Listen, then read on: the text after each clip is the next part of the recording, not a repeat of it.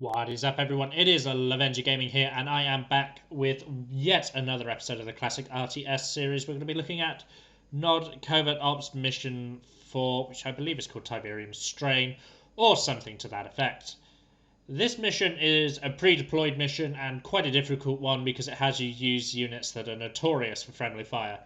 Correct positioning is the key, but I won't spoil it. Let's get this underway.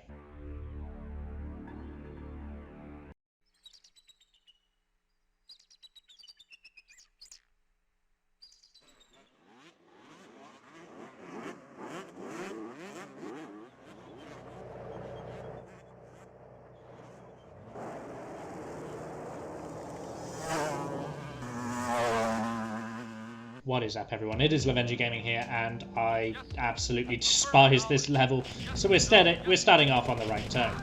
This level is Tiberium Strain. This is an interesting Brotherhood of Nod level in which you start with 3 flame tanks and 8 Chem Warriors. The Chem Warrior is a bit like a Flame Trooper with some unique properties. Units killed by him don't go up in green flames, they explode like they've been killed by a tank. The unit can walk on Tiberium without taking the typical infantry Tiberium damage, but they still blow themselves up from friendly fire, so they're really not that useful.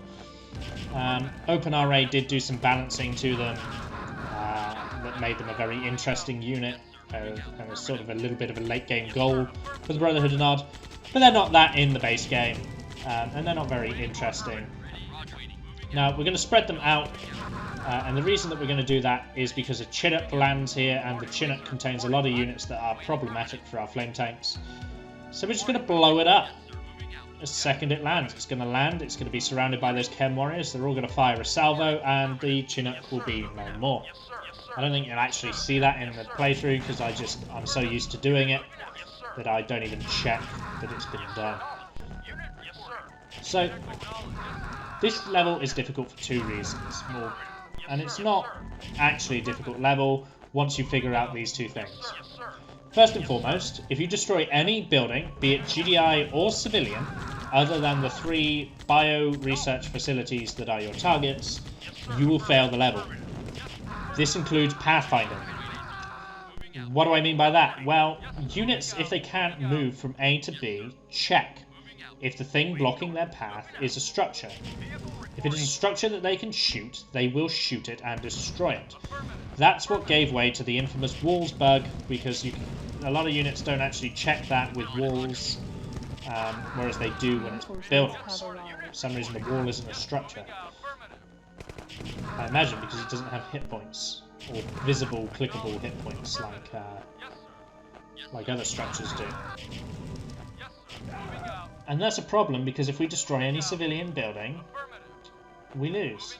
Now, that flame tank that I've sent there, it has a chance to decide that that building with the little haystack is blocking its path, even though it's not, and it will destroy it because it's quicker to destroy it in a couple of salvos than move around the building. Mission failed. It can be that annoying. The other trick that you've seen me do is exactly that with the Chem Warriors. Medium tanks don't do a lot of damage to Chem Warriors, and that means that actually they make very good distractions for the medium tank in the village. Destroy that medium tank and you get a flame tank. There's another medium tank blocking the way that I messed that bait up on, but it shows just how easy this level is once you deal with the 2 medium tanks.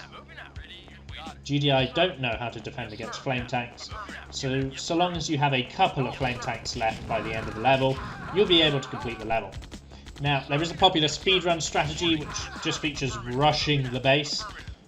I don't do that. I'm not a speedrunner. There's a lot of risk, and it's not that much harder to go this way, although it takes a couple of minutes more.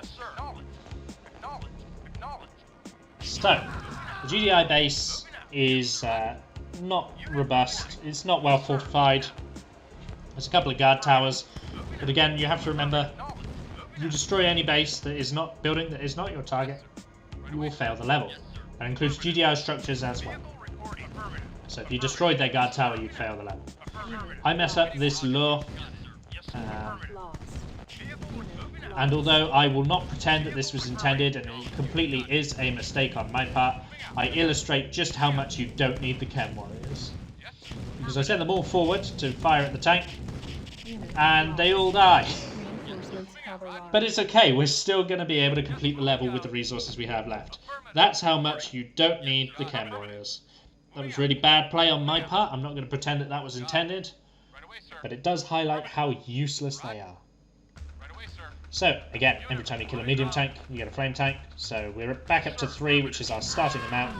Flame tank further illustrates that we don't need the Chem Warrior by killing the remaining Chem Warrior.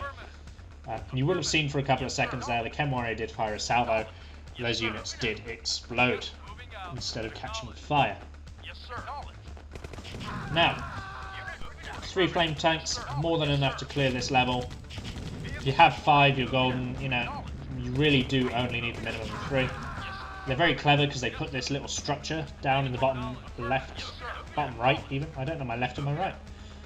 In the bottom right hand corner of the screen to bait you into destroying it. But of course, if you destroy that, mission failed.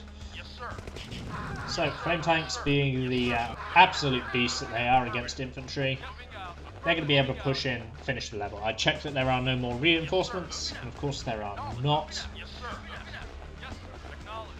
With our 3 flame tanks, we're going to be able to actually eliminate the required structures in the GDI base, the GDI reinforcements, and the GDI's defending troops.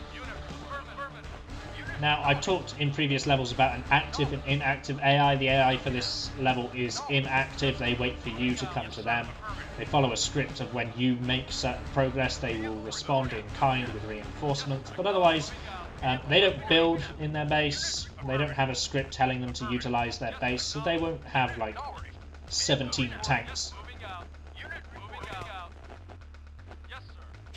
So, as you can see, this entrance to the base has no guard towers. This is the intended entrance to the base. All this Tiberium is lending to why they gave you Chem Warriors, because in theory, if they were still alive at this point, they could walk across all this Tiberium and not take much damage. Now we are going to push slowly into the GDI base. I'm being patient purely because I only have 3 flame tanks left and one of them is very close to dying. But GDI's defending force is not a threat, as you can see. Look at that. Just nothing. Even that low health flame tank survives. And all that remains now is to destroy 3 bioweapons facilities. Do not destroy any structures that are not the bioweapon facilities, because it's mission failed if you do. So carefully guide the tanks around all the additional GDI structures. There's the 3rd one.